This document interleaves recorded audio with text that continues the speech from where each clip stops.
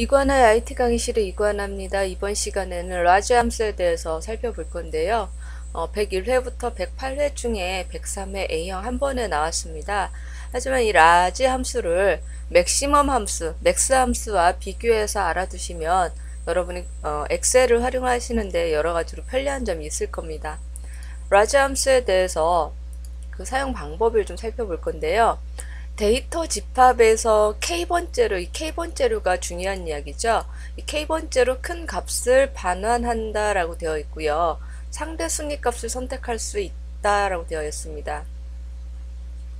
라지 함수를 이용해서 1등, 2등, 3등의 수를 반환할 수 있다라고 나와 있는데 이 중에서 가장 중요한 것은 라지라고 하는 함수는 어떤 특정한 숫자가 있는 그 범위에서 몇 번째로 큰 값을 구해달라고 할 때 쓰는 거죠. 그래서 맥시멈은 어떤 특정한 범위에서 가장 큰 값만 고를 수가 있는데 라지라는 함수는 가장 큰 값은 물론이고 두 번째로 큰 값, 세 번째로 큰 값을 구할 수가 있다라는 것이 맥시멈 함수와의 차이점입니다. 만약에 어레이가 비어있으면 num이라고 하는 오류값이 반환이 된다라고 나와 있고요. 말씀드렸던 것처럼 어떤 특정한 숫자가 있는 범위에서 1이라고 한다면 그 범위 중에서 가장 큰 것, 첫 번째로 큰 값을 반환하는 것이고, 만약에 1이 아닌 n이라고 쓸 경우에는 두 번째로 큰 값, 세 번째로 큰 값, 즉 n번째로 큰 값을 구하는 것이 라지 함수라고 지금 설명을 드리고 있는 거고요. 기출문제를 좀 살펴보겠습니다. 103회 A형 문제고요. 자, 최대 몸무게 문제부터 살펴볼까요?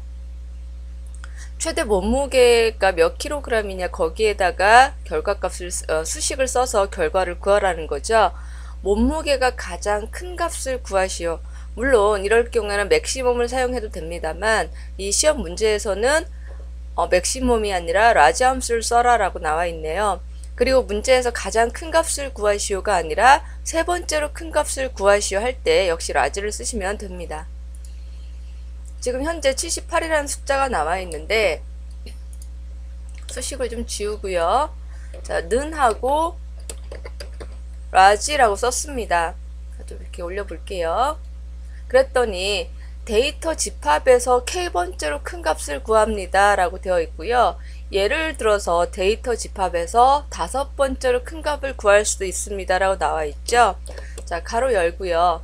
내가 구하고자 하는 것이 몸무게죠. 그러면 자, 이 범위에서 어레이에서 콤마 하고요. k라고 하는 것은 몇 번째 가장 큰 값이라고 했기 때문에 우리가 1이라고 쓰고 가로 닫고 엔터를 치게 되면 이 몸무게 중에서 가장 큰 값인 78이 나오는 거고요. 그럼 만약에 세 번째로 큰 값을 구하고 싶을 때는 어떻게 하면 될까요? k번째라는 곳에 3이라고 쓰게 되면 G5부터 G10이라는 그 범위에서 이 데이터 숫자 중에 세 번째로 큰 값을 구해내겠죠.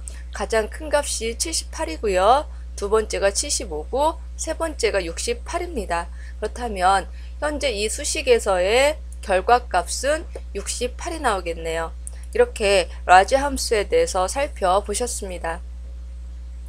한 가지 더 말씀을 드리면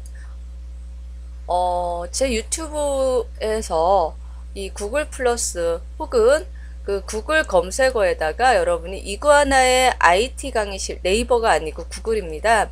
이구아나의 IT 강의실이라고 입력을 하시고 검색을 하시게 되면 이구아나의 IT 강의실에서 커뮤니티 구글 플러스라고 나와 있는 곳이 있습니다.